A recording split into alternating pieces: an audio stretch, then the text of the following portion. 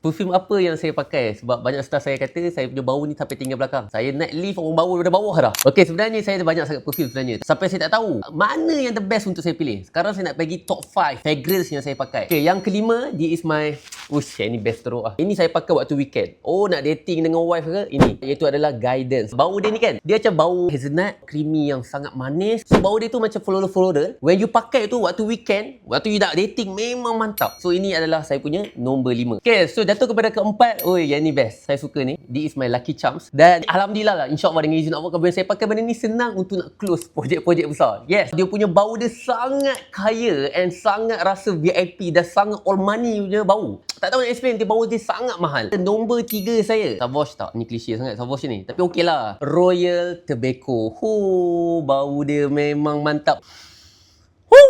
Ni kalau korang boleh tengok, dia adalah Amouage yang paling banyak gila jenis bau. Yang ni kalau korang pakai, at the first korang akan bau dia tobacco. Tapi lama-lama when dia dry down, dia punya buah-buahan tu manis-manis dia akan keluar pelbagai bau. Contoh tengah hari bau lain, petang bau lain. Dan yang ni lah yang saya pakai, yang orang daripada jauh puji. Royal Tobacco. Nombor 2 ni.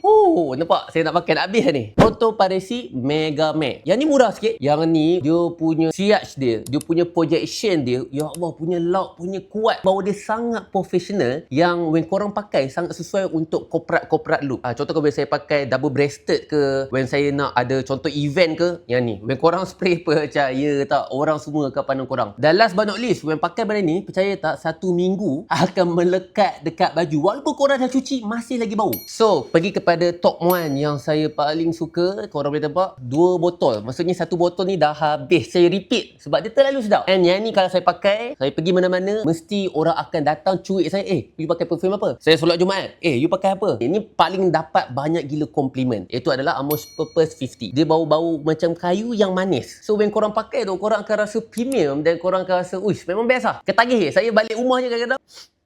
Sebab apa bukan spray pun, sebab dia bau dia sangat-sangat ketagih. Alhamdulillah rezeki yang Allah bagi, dan bagi saya lelaki kena jaga dia orang punya penampilan. Ingat, biar tak handsome tapi wangi. Kalau dia tak handsome tapi wangi, insya-Allah nampak smart. Daripada orang tu handsome tapi bau ketiak masam, tak smart. Dan ada wangi, ada rupa, insya-Allah lagi padu. Yang paling penting spiritual kita kena padu. Kalau wangi tapi tak selawat pun tak guna juga. So hari ni hari Jumaat, jom kita selawat. Allahumma shalli ala sayyidina Muhammad. So korang cuba komen sikit apakah favorite perfume korang kat bawah, saya nak tengok.